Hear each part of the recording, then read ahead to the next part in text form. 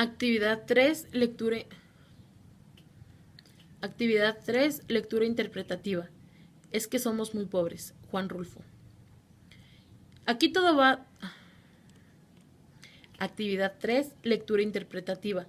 Es que somos muy pobres. Juan Rulfo. Aquí todo va de mal en peor. La semana pasada se murió mi tía Jacinta. Y el sábado, cuando ya la habíamos enterrado y comenzaba a bajársenos la tristeza, comenzó a llover como nunca. A mi papá eso le dio coraje, porque toda la cosecha de cebada estaba soleándose en el solar. Y el aguacero llegó de repente, en grandes olas de agua, sin darnos tiempo ni siquiera de esconder aunque fuera un manojo. Lo único que pudimos hacer, todos los de mi casa, fue estarnos arrimados debajo del tejabán, viendo cómo el agua fría que caía del cielo quemaba aquella cebada amarilla tan recién cortada. Y apenas ayer, cuando mi hermana Tacha acababa de cumplir 12 años, supimos que la vaca que mi papá le regaló para el día de su santo se la había llevado el río. El río comenzó a crecer hace 3 noches, a eso de la madrugada. Yo estaba muy dormido y, sin embargo, el estruendo que traía el río al arrastrarse me hizo despertar enseguida y pegar el brinco de la cama con mi cobija en la mano, como si hubiera creído que se estaba derrumbando el techo de mi casa. Pero después me volví a dormir, porque reconocí el sonido del río y porque ese sonido se fue haciendo igual hasta traerme otra vez el sueño. Cuando me levanté, la mañana estaba llena de nublazones y parecía que había seguido lloviendo sin parar. Se notaba en que el ruido del río era más fuerte y se oía más cerca. Se olía como se huele en una quemazón, el olor a podrido del agua revuelta. A la hora en la que me fui a asomar, el río ya había perdido sus orillas, iba subiendo poco a poco por la calle real, y estaba metiéndose a toda prisa en la casa de esa mujer a la que le dicen la tambora. El chapaleo del agua se oía al entrar por el corral y al salir en grandes chorros por la puerta. La tambora iba y venía caminando por lo que era ya un pedazo de río, echando a la calle sus gallinas para que se fueran a esconder a algún lugar donde no les llegara la corriente. Y por el otro lado, por donde está el recodo, el río se debía de haber llevado, quién sabe desde cuándo, el tamarindo que estaba en el solar de mi tía Jacinta, porque ahora ya no se ve ningún tamarindo. Era el único que había en el pueblo, y por eso nomás la gente se da cuenta de que la creciente, esta que vemos, es la más grande de todas las que ha bajado el río en muchos años. Mi hermana y yo volvimos a ir por la tarde a mirar aquel amontonadero de agua, que cada vez se hace más espesa y oscura, y que pasa ya muy por encima de donde debe estar el puente. Allí nos estuvimos horas y horas sin cansarnos viendo la cosa aquella. Después nos subimos por la barranca porque queríamos oír bien lo que decía la gente. Pues abajo, junto al río, hay un gran ruidazal, y solo se ven las bocas de muchos que se abren y se cierran y como que quieren decir algo, pero no se oye nada. Por eso nos subimos por la barranca, donde también hay gente mirando el río y contando los perjuicios que ha hecho. Ahí fue donde supimos que el río se había llevado a la serpentina. La vaca esa, que era de mi hermana Tacha porque mi papá se la regaló para el día de su cumpleaños, y que tenía una oreja blanca y otra colorada, y muy bonitos ojos.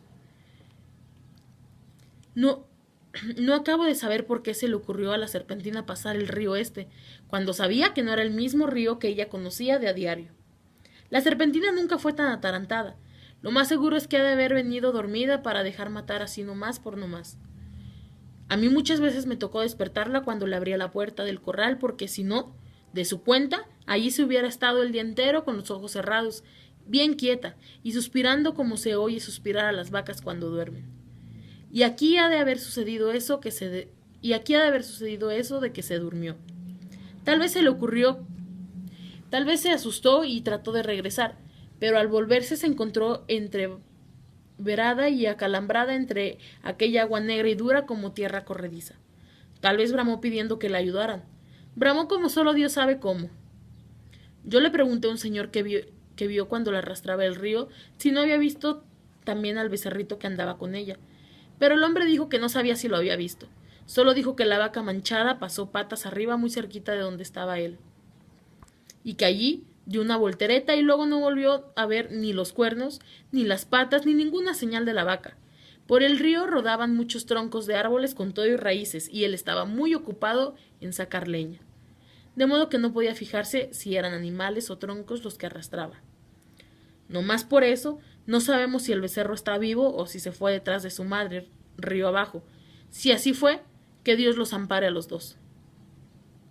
La apuración que tienen en mi casa es lo que pueda suceder el día de mañana, ahora que mi hermana Tacha se quedó sin nada, porque mi papá con muchos trabajos había conseguido a la serpentina, desde que era una vaquilla para dársela a mi hermana, con el fin de que ella tuviera un capitalito y no se fuera a ir de piruja como lo hicieron mis otras dos hermanas, las más grandes.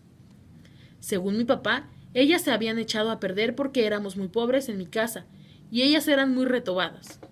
Desde chiquillas ya eran unas rezongonas.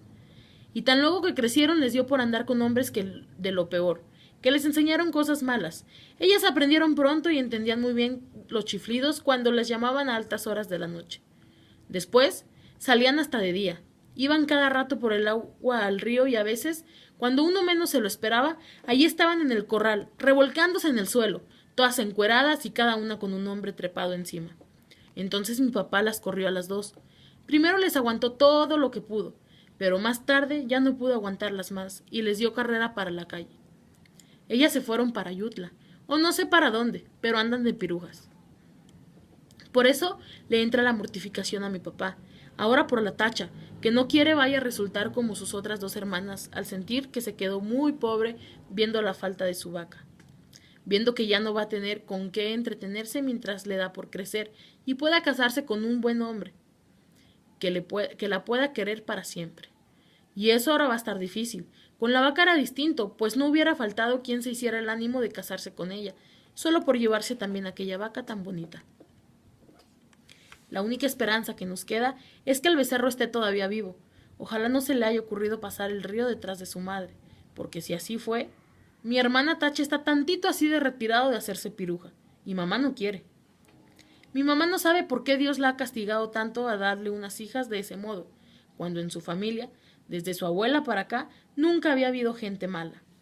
Todos fueron criados en el temor de Dios y eran muy obedientes y no le cometían irreverencias a nadie. Todos fueron por el estilo. ¿Quién sabe en dónde les vendría a ese par de hijas suyas aquel mal ejemplo? Ella no se acuerda, le da vueltas a todos sus recuerdos y no ve claro dónde estuvo su mal o el pecado de nacerle una hija tras otra con la misma mala costumbre. No se acuerda. Y cada vez que piensa en ellas llora y dice, que Dios las ampare a las dos. Pero mi papá alega que aquello ya no tiene remedio. La peligrosa es la que queda aquí, la Tacha, que va como palo de ocote, crece y que ya tiene unos comienzos de senos, que prometen ser como los de sus hermanas, puntiagudos y altos, y medio alborotados para llamar la atención. Sí, dice, le llenará los ojos a cualquiera donde quiera que le vean. Y acabará mal, como que estoy viendo que acabará mal. Esa es la mortificación de mi papá. Y Tacha llora al sentir que su vaca no volverá porque se la ha matado el río. Está aquí a mi lado, con su vestido color de rosa, mirando el río desde la barranca y sin dejar de llorar. Por su cara corren chorretes de agua sucia como si el río se le hubiera metido dentro de ella. Yo la abrazo tratando de consolarla, pero ella no entiende, llora con más ganas. De su boca sale un ruido semejante al que se arrastra por las orillas del río, que la hace temblar y sacudirse todita. Y mientras la creciente sigue subiendo. El sabor a podrido que viene de allá salpica la cara mojada de Tacha, y los dos pechitos de ella se mueven de arriba abajo, sin parar, como si de repente comenzaran a hincharse para empezar a trabajar por su perdición.